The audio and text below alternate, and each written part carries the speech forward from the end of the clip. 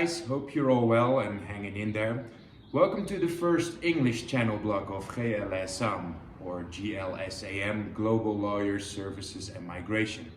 Today we'll be talking about what has occupied everyone's mind since recently and more acutely here in Mexico since last week, our public enemy number one, coronavirus or COVID-19.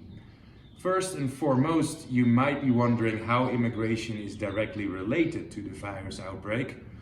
Well, they bear a lot in common, not only as our daily lives have now been affected, but so is the operating of all governmental institutions, hence including immigration. I picked up a story yesterday of a guy who took 8 days to get home from the Philippines back to Belgium.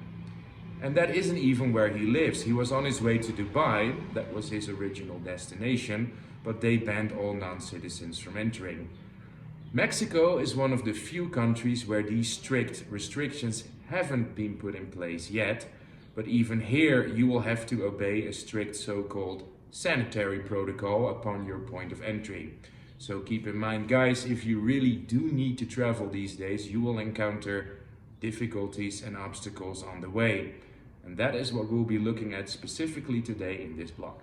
We should all be aware of what the coronavirus is right now and how it's so dangerous and affecting us, but we'll still look at it briefly and enlighten you upon how the situation is here in Mexico and in countries close to us.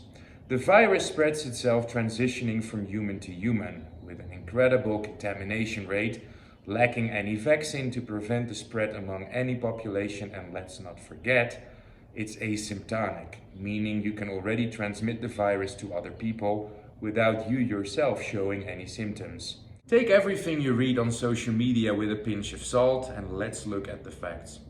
The World Health Organization officially declared this a pandemic, even though according to them, back in January, a spread like the one we're seeing right now was unlikely. Their course of action, however, has resulted in advising national governments on taking urgent and aggressive measures, which we now see is affecting our daily routines and overlapping public services, such as immigration. We saw the United States close its borders completely for air travel for the first time since 9/11, and back then it even took 2 days. Current voices there are actually debating if a complete lockdown like this is economically bearable. Even the border with Canada is completely closed, and that country has shut down all its air travel for non-citizens.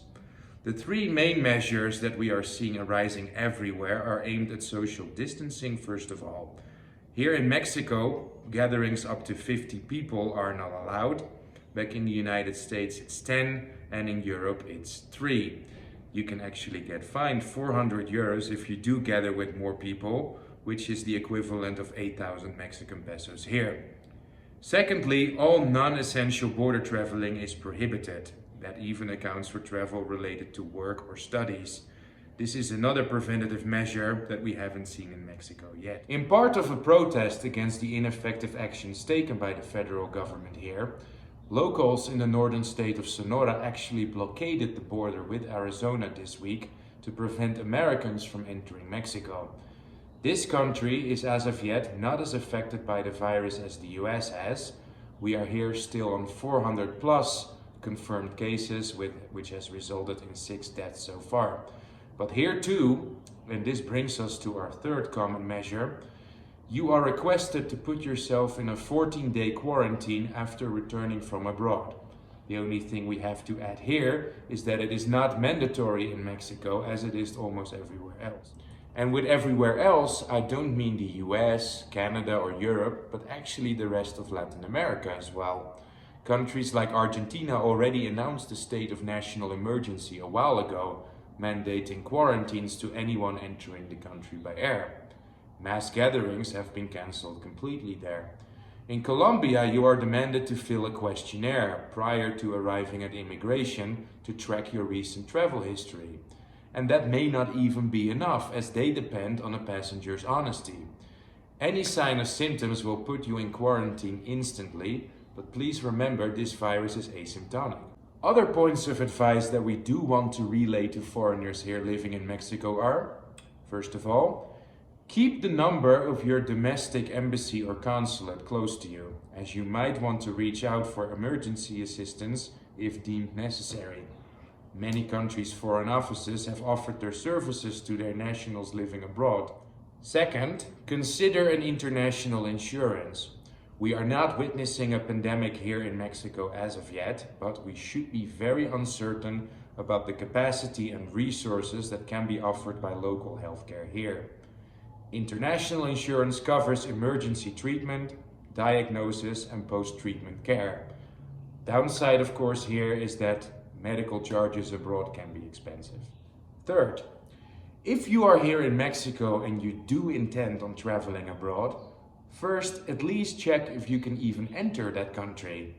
As I mentioned before, many countries have shut down air travel completely, albeit maybe not if you are a citizen.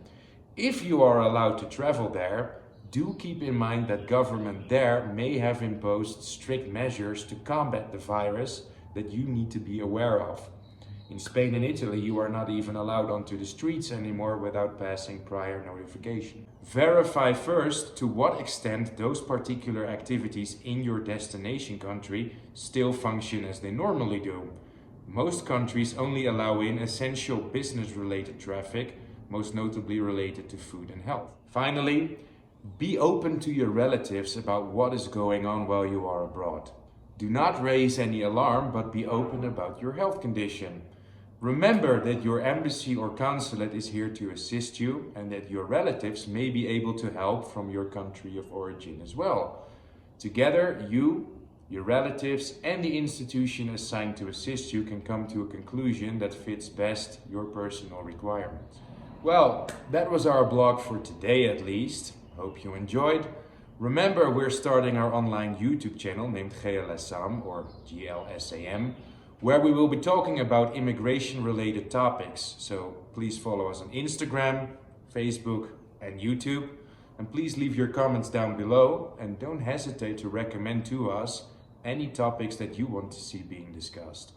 As a final message, now more than ever, stay safe and stay healthy. Remember that even though it may not affect your own health, you can still be very much a danger to others around you.